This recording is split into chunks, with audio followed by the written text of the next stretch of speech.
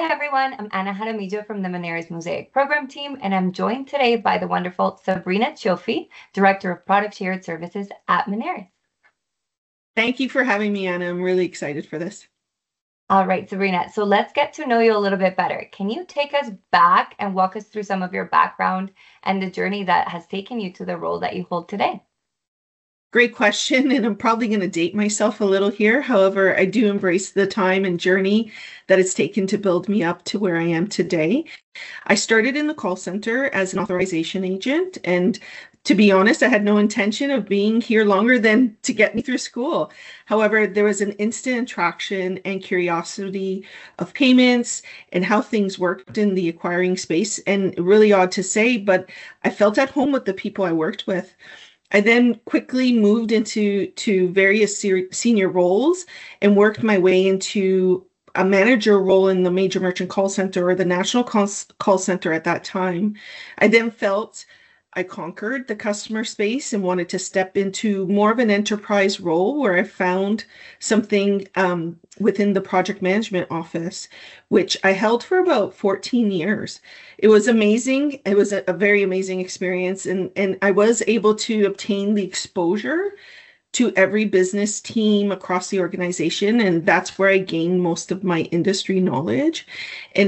And I'll be honest, many don't know this. However, that role that I applied to was a lower grade, and I knew that I wanted more exposure, especially into the enterprise, and decided that to get my foot in the door, I had to do that. And then I would just work really hard to excel myself, which I did. And that is when I knew I wanted to conquer something else. I wasn't very versed in product, and that was my next feat. And lucky for me, I had an opportunity to start with a new team within product. And for a little while, I was an individual contributor.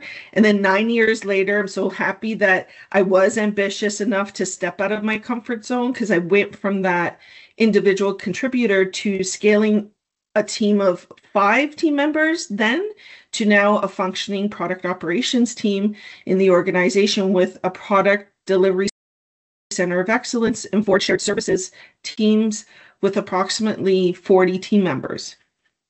No, that's incredible. And I love that you use the word conquered, because it sort of brings us back to where we initially chatted, and you talked about where there was a moment that you had to sort of flip the switch on your confidence and really conquer sort of yourself and own that. And so I wanted to go back and talk a little bit about those moments where you felt like you conquered or took control of your career, and what people or situations or experiences sort of helped you shift that mindset. Great question. I'll be honest, and with a little vulnerability, this took me a minute to recognize in myself and to change my mindset. We always have people around us, but it's the people you intentionally surround yourself with that helped me flip that switch. I recognized that there were people in my corner, what I call cheerleaders, but your mentors, your network, people that challenge you and allow you to grow. And as I grew in different roles, it was a constant cycle of learning new, conquering, cycling again, learning new, and conquering. But I recognized I was caught in this perception with some individuals who only knew me for a fraction of my journey, and it took too much space in my mind, and it curved how I saw myself. And I do have a lot of aspirations, and I really had a heart to heart. I believe in self-reflection with myself, and I knew that I wasn't done in my professional development. And I started to piece all those experiences together with those individuals that are in my corner, my mentors, coaches, and people I looked up to professionally. And my confidence grew, and I trusted my value and what I brought to the table. And really what works for me in this, and what made me flip that switch and allows me to conquer, is that I'm mixed with the right people, and I know where I want to go, and I work with intention, never looking back. It's all forward and upward. I love what you said about the cheerleaders, because I think it's so important to have those people in our corners when maybe we don't have the best narrative about ourselves, to really remind us of our value in case we're experiencing imposter syndrome or when things just get a little bit heavy. I remember when we first chatted that you have had so much experiences of self-advocacy, and so particularly being a woman in a male-dominated environment. And so I wanted to talk a little bit more about how that self-advocacy has become something that you bring to your work and something that you leverage when you promote our technology and our products. So tell me more about that.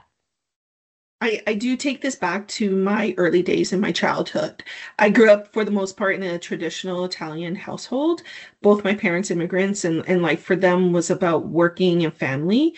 My parents were more progressive in their thinking, as they wanted to bring in the Canadian culture into our household. And as the only daughter, they really encouraged self-advocacy.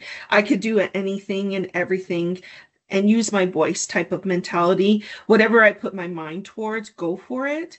If I wanted to learn how to change the oil in a car or change a tire, I was under the hood with my dad and learning all of this. I had no barriers.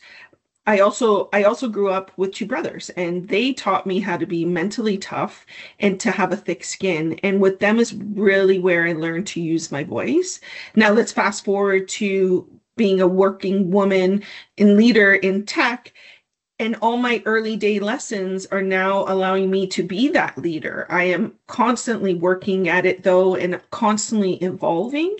And you have to be confident in a room full of very smart technical individuals. And again, go back to my early days. It's the understanding of the value and embracing learning and using your voice through growth and even adversity. And I take everything as a learning and an opportunity to do better. No, and having that growth mindset and that resilience is so helpful in this environment. I also remember us chatting about your energy and your personality, and that this is something that you've had to learn to navigate in this tech environment, and that I imagine you had to learn to navigate too as you were growing up as the only girl with two brothers. So, can you tell us a little bit about how inclusion plays a part for you in your work? 100%. For those that know me, really know me, they know I'm an early riser and I got big energy. And I'm very passionate about something. You'll know it, you'll feel it. Obviously, always professional, but my passion and drive fuels my ability to put things into action and really get things done.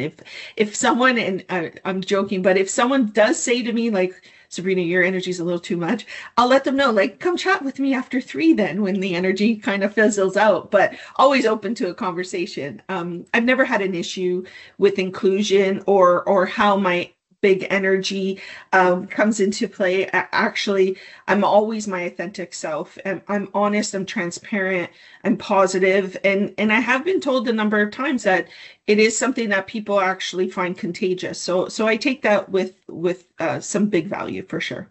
No, and I think that's such a big lesson of there's a way to create space for others just by being your full self.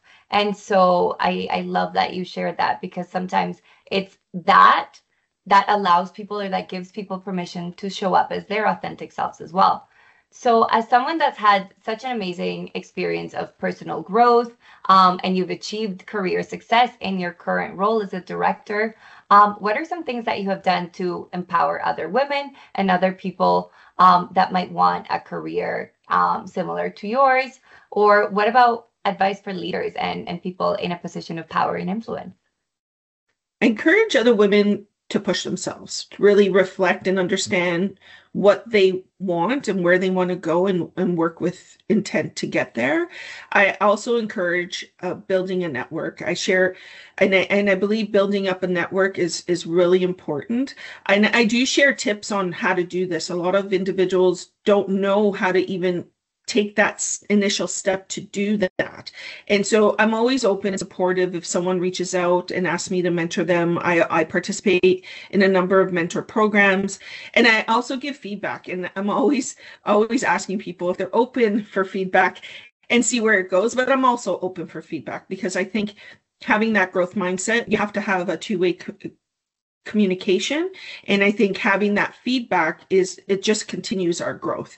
My energy and experience allows me to participate and have these great conversations. And I do encourage other leaders who are in a position of influence to pass on their successes and how-tos to any up and coming individual. I really found the importance of that midway through my career, and I wish I would have learned it earlier on. But I know it's never too late for any of it. I really do enjoy seeing people break their barriers and take advice and build themselves. It's one of my biggest joys that I get from being a woman in leadership and seeing people conquer their goals. I love that. Thank you so much for that final message, I think, for leaders and for people about generosity and knowledge sharing. And thank you so much for your generosity and sharing your story with us today. It was awesome being here. Thank you, Anna.